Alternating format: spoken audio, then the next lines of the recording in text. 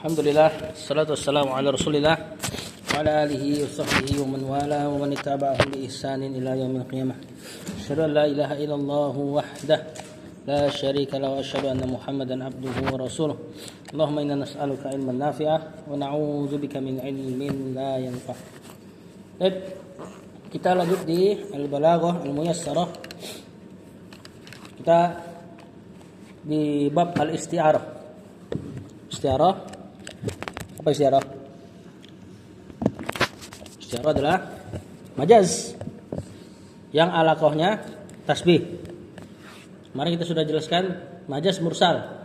Majaz yang alaqah itu keterkaitan antara si majaz dengan mana aslinya bermacam-macam. Itu majaz mursal. Ada yang sebab, ya, ada yang musabbab, ada yang kul, keseluruhan, mengungkapkan keseluruhan, menginginkan makna sebagian.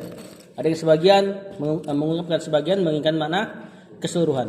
Nah, kalau al-isti'arah masih sebenarnya bab majaz, cuma dipisahkan, diganti namanya karena dia majaz yang alaqahnya tasbih. Jadi ini masih sangat berkaitan terhadap pemahaman antum terhadap tasbih. Kemarin tasbih, saya ingatkan lagi. Rukunnya ada apa? Hah? Musyabbah. Kemudian ada tasbih. Kaf. Ada tasbih.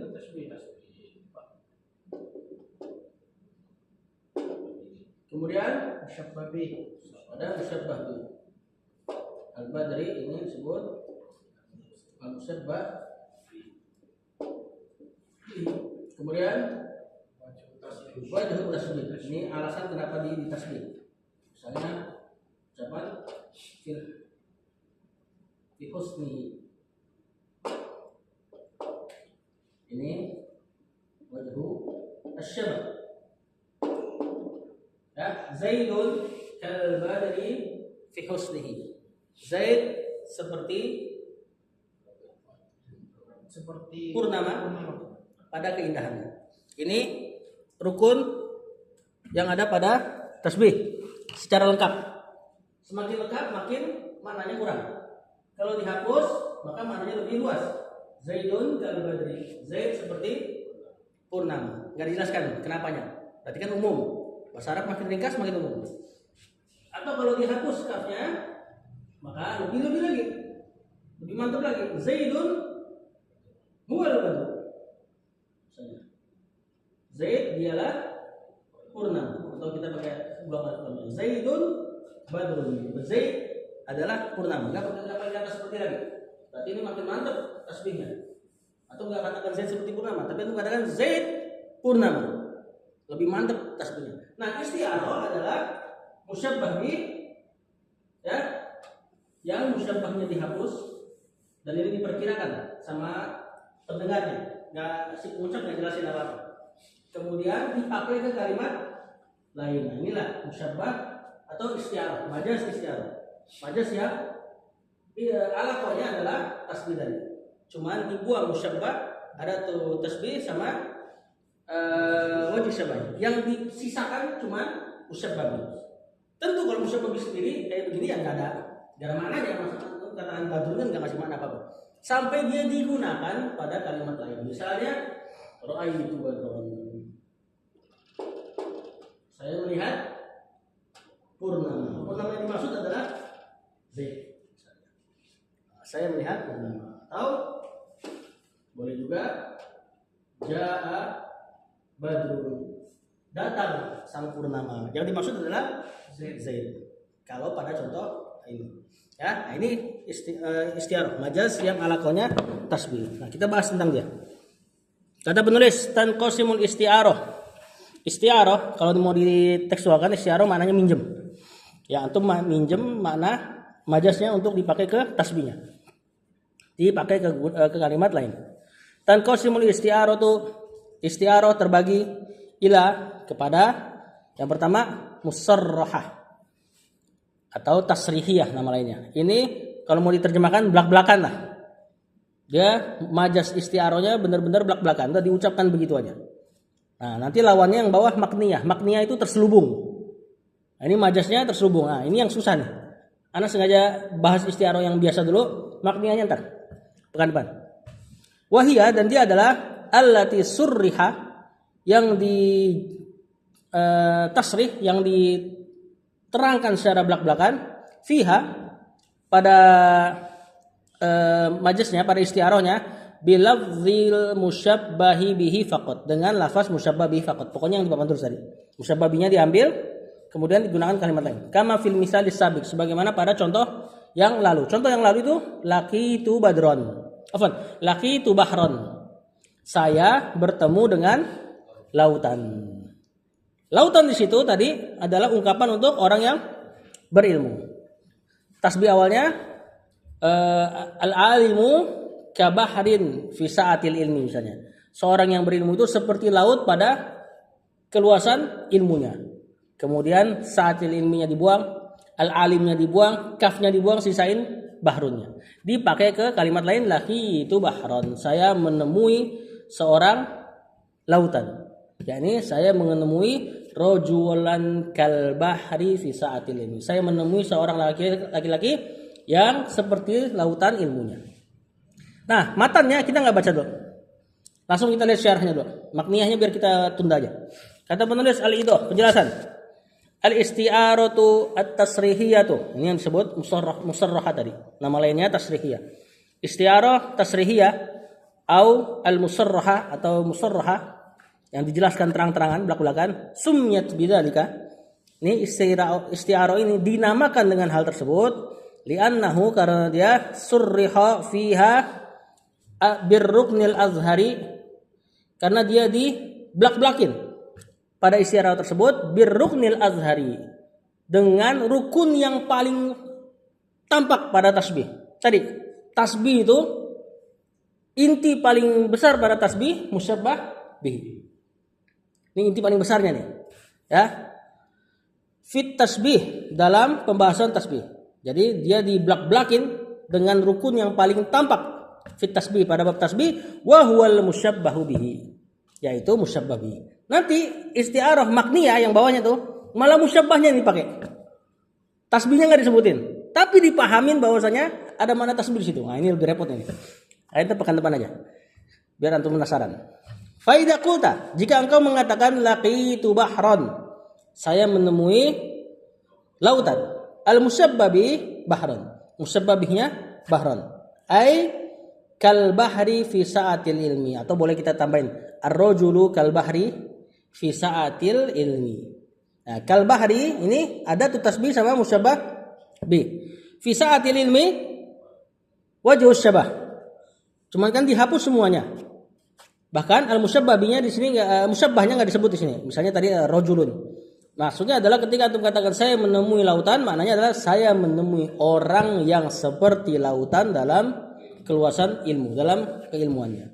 Cuma dihapus semua, disisain lautan itu. Saya menemui lautan. Nah, ini isti'arah.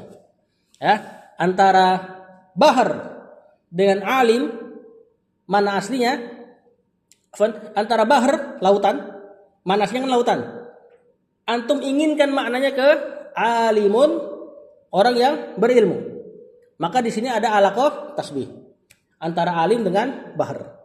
Dan ada ada qarinah tamna'u min iradati ma'nal asli. Ada penghalang yang menghalangi ke mana aslinya. Wa qala sallallahu. Di situ ada footnote-nya. Nah, footnote ini untuk istilah aja. Jadi kalau sudah masuk ke bab isti'arah, istilah musyabbah bih, musyabbah udah enggak pakai lagi. Pakai istilah baru. Mau dibaca enggak? Takut nyesel nih kalau dibaca. Walikulli isti'aratin, setiap isti'arah salah satu anasir, punya 3 unsur, 3 rukun.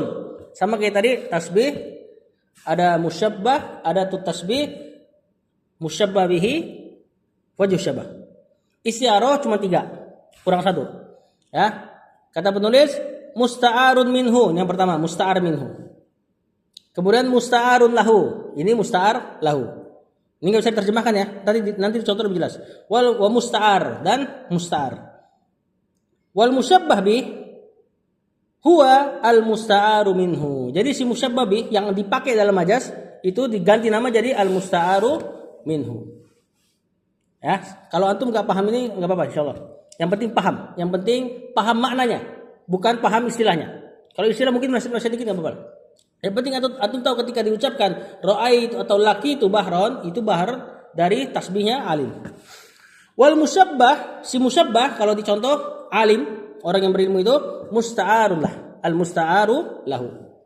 Wal musta'aru, si musta'ar doang, huwa al-lafzud dalu ala musyabbabi. Lafaz yang menunjukkan akan musyabbabi lil musyabbah. Untuk musyabbah di sini maknanya adalah laqitu.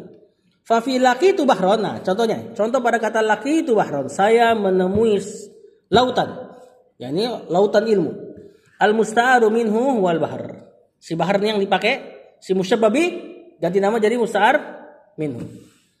Wa huwal musyabbabi wal musta'aru lahu. Musta'ar lahu wal alim. Enggak disebutkan mananya.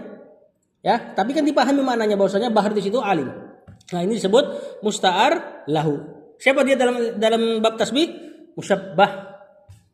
Si musta'ar lahu adalah musyabbah. Wa huwa al alim. Walaki itu ucapan antum saya menemui, ini musta'arnya. Ya, ini rukun-rukun isti'arah. Kemudian lanjut kata penulis, wa qala sallallahu Rasul juga pernah bersabda fi farasi Abi Tolha, terkait kudanya Abu Tolha. Lamma raqibahu, tatkala siapa yang menunggangi di sini? Rasulullah Abi Tolha. Wallahu alam ya. Kalau secara kaidah asal paling dekat Abi Tolha. Cuman kan ini lagi jadi mudhafun ilaih. Mudhafun ilaih enggak punya posisi kuat dalam kalam. Ya. Dan enggak mungkin juga faros. Faros enggak mungkin raqibahu, kuda mengendarinya. Ini kemungkinan Rasulullah SAW. Beliau pernah mengatakan wa in wajadnahu la bahran. Kalau kita dapati kuda itu tuh, kudanya si Abu Tolha, la bahran. Benar-benar kuda tersebut adalah lautan. Nah, sekarang apa urusan ini antara laut sama kuda? Kata penulis, ai kal bahri fi saati jarihi.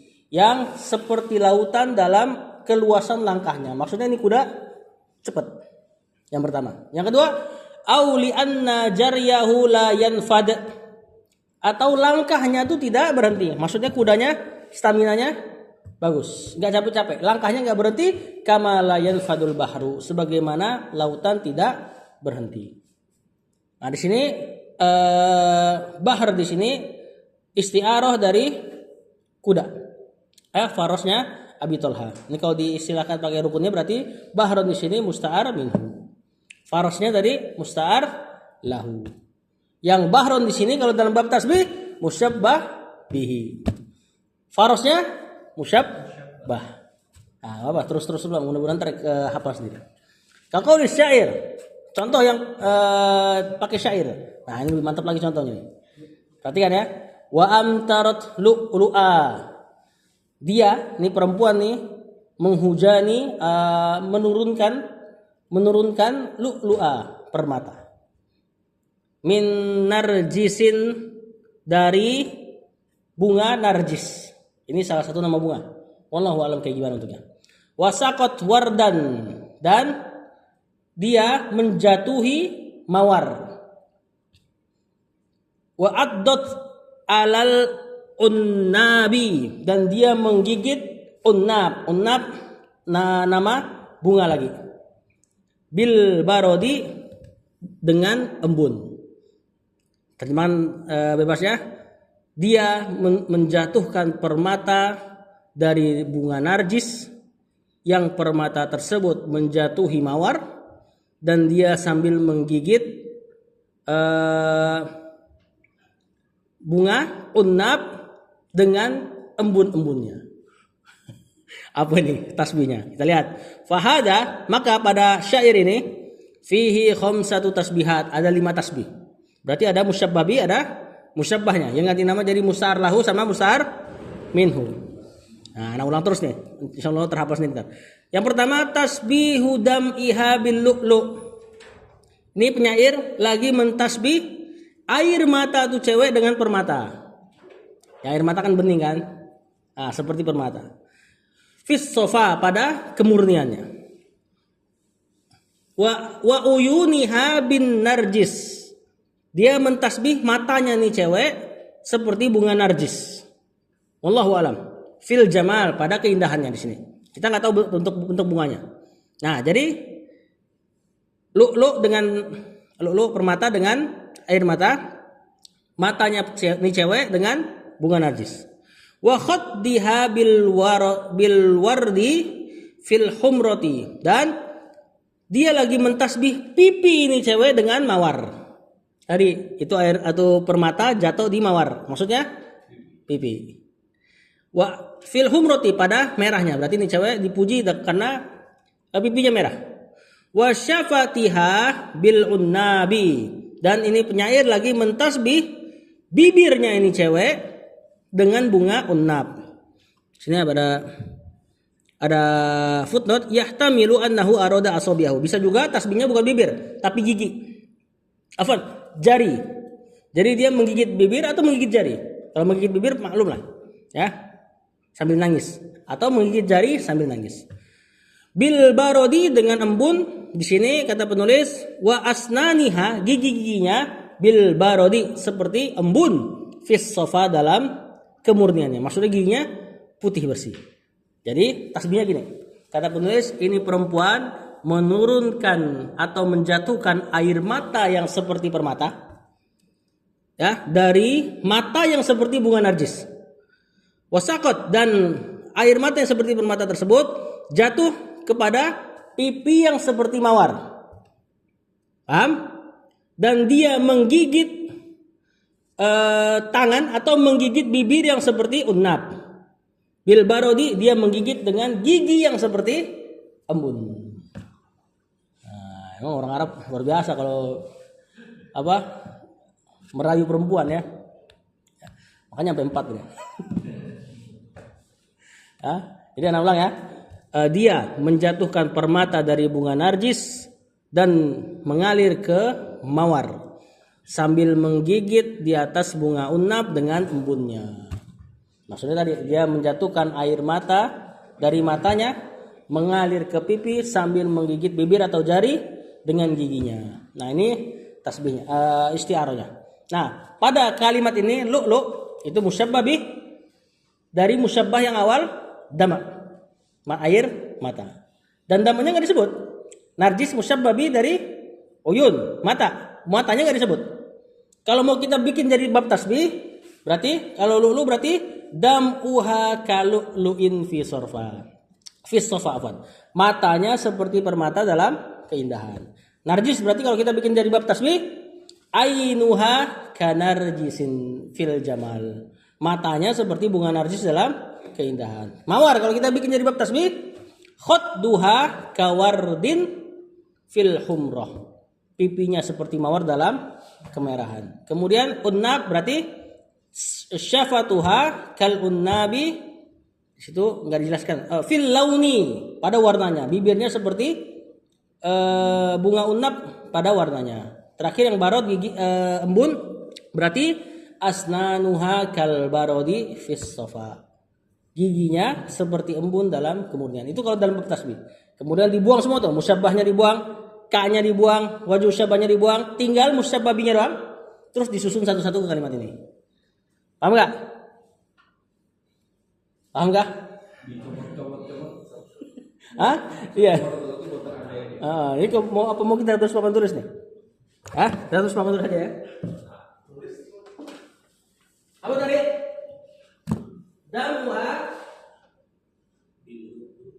kal lu'i fil sofa. Ya, benar. Oke. Fis sofa. Ini dama syabah. Ka ada tasbih. Lu syabah bihi. Fis sofa wajh syabah. Ini tasbih pertama. Kalimat kedua. Perlu kan? Lama nih. Apa? Santai. Kalimat kedua apa tadi? Narjis, berarti mata. Ainuha karena narjisin fil jamal. Matanya seperti bunga narjis dalam keindahan. Sama ya, musyabbah, ada tasbih, musyabbah bil wajh syabah. Kemudian yang ketiga, khadduha. Khadduha kawardin. Wardin itu mawar. Fil khubrati dalam kemerahannya. Musyabbah, satu tasbih, musyabbah bil wajh syabah. Yang keempat,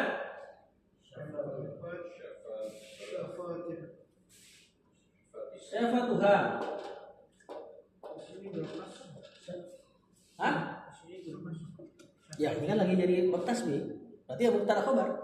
Hah? Syafatuha kal unnab. Bibirnya seperti bunga unnab fil laun pada warnanya. Terakhir asnanuha gigi-giginya kal barori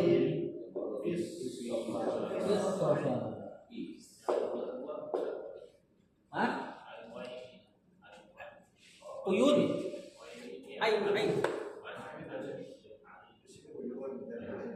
ain.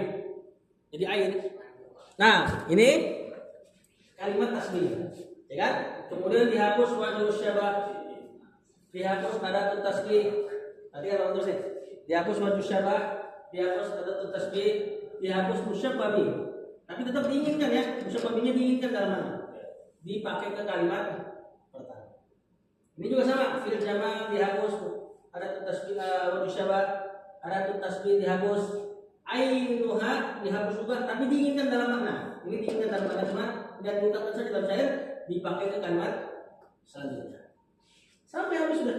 Fil khumrati dihapus, kaf dihapus, khadduha dihapus, mawar digunakan dalam kalimat untuk mana? Khaddan. Ini.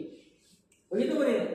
Laun dihapus, ada tasbih dihapus, kemudian musyabbah dihapus, tapi diinginkan maknanya. Kemudian disisakan unnab untuk kalimat selanjutnya.